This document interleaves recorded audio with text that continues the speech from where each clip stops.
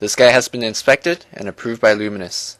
Hey guys, this is SunsFan, and I welcome you to the official Dota Cinema Guide to Shadow Fiend. If you aren't familiar with this hero, you may want to watch the introduction we did for him at the corresponding link.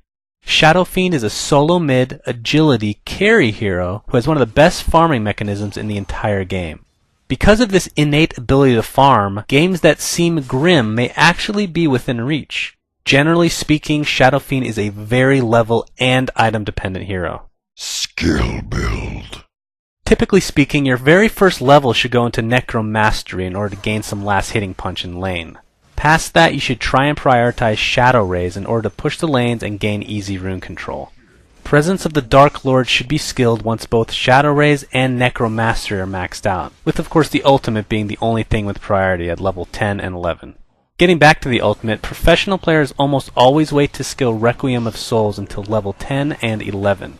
The reason for this is, firstly, a level 1 ult is pitiful. But secondly, having full souls for a max level of Necromastery is necessary for a worthwhile ultimate. Item build. Starting items for Shadow Fiend should include something to the effect of 1 set of tangos, 1 health pot, 2 slippers of agility which you can turn into wraithbands later, and 2 iron branches. More regeneration can be picked up in replacement of the 2 iron branches, but last hitting must be a top priority if you wish to get your early game items.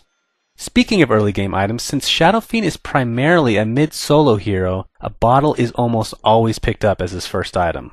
Quick mana regeneration is essential for a Shadow Fiend since Shadow Rays is such a spammable skill. The boots of choice for a Shadow Fiend would definitely be Power Treads, which will provide you flexibility with mana, health, and damage, as well as provide some needed attack speed. If your farm is out of control, a nice way to actually extend your lead is to purchase Boots of Travel, which will allow you to farm lanes at a moment's notice. The fact that Shadow Fiend is so good at taking out creep waves makes him an excellent choice to either apply pressure via a push or help defend a lane in peril. As far as core items, which come during the mid stage of the game, an initiation item such as the Blink Dagger is a solid choice if you feel your teammates can set you up for a proper ultimate. Although Blink isn't always picked up, a BKB is. Having a Black King bar will provide survivability during teamfights, and of course will assist you in completing a Requiem of Souls ultimate. And although not picked up in competitive games very often, a Shadow Blade is actually a really good replacement for a Blink Dagger because Shadow Fiend is actually able to pop his ultimate on top of an enemy hero because of the unit walking. This will theoretically allow you to deal full damage with your ultimate as well as surprise enemies in the process. But as you can expect, any kind of invisibility detection would counter this completely, which is why we don't see it picked up commonly. A Manta style is also picked up on a consistent basis in the competitive scene, and you should definitely consider it since it will give you a nice mix of DPS and overall tankiness. And into the late game, a slew of luxury items can be a good choice depending on how the game is going. An MKB, Daedalus, and Desolator are excellent choices for all-out DPS. If you're going for a little bit more survivability, a Satanic, Scotty, or even an Assault Cuirass are solid choices as well. We will give special consideration to both the Desolator and Assault Cuirass, mainly because the negative physical armor from both will stack with your Presence of the Dark Lord aura. Gameplay. As we talked about earlier, last hitting is crucial in the very early stages in order to gain damage from Necromastery. But keep in mind that Shadow Fiend does not have any kind of escape mechanism, so being map aware should have top priority. Once you have level 2 or 3 Shadow Raises, start pushing the lanes with 10 seconds or so to go before the rune pops. This will allow you to farm quickly and force the opposing solo to have to make a quick decision. He'd have to decide whether to either race for the rune with you, therefore bypassing all that experience, or on the other hand, giving up the rune in order to gain the experience and gold. Most choose for the latter, thus allowing you to net an easy rune. And of course, once you get a bottle, you can plan out ganks easily once you've bottled the runes and you coordinate with your team.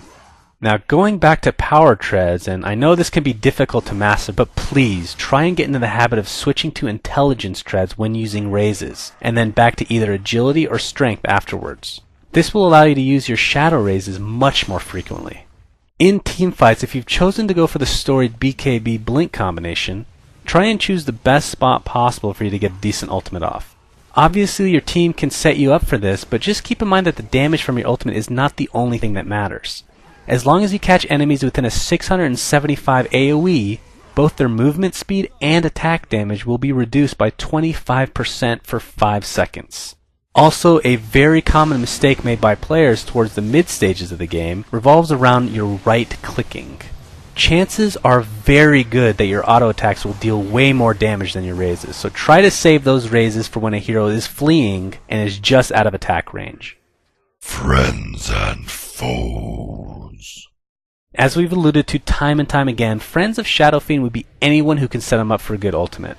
Examples of this would include Dark Seer with Vacuum, Crystal Maiden with Frostbite, Lion with his Spikes and Hex, and of course an absolutely hilarious combination is an Enigma Black Hole plus a Requiem of Souls, which could potentially provide you with plenty of insta-gibs. Heroes that crap on Shadow Fiend would include those that are strong in the early stages of the game, whether it be because of burst damage, slows, or general mobility. A few examples of this would include Pudge, whose Hook Rock combination is just about impossible to get away from.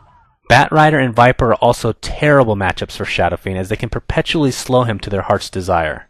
And lastly, Night Stalker is a prime example of a hero with a lot of mobility that Shadow Fiend has a lot of trouble with. Thanks for watching, guys, and please remember to subscribe to our YouTube.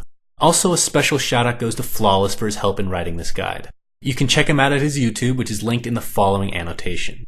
And finally, please be sure to check out our stream at own3d.tv/DotaCinema, where you can find tournament shoutcasts, as well as me playing with you. This was Sunsfan, and please, have my babies, please.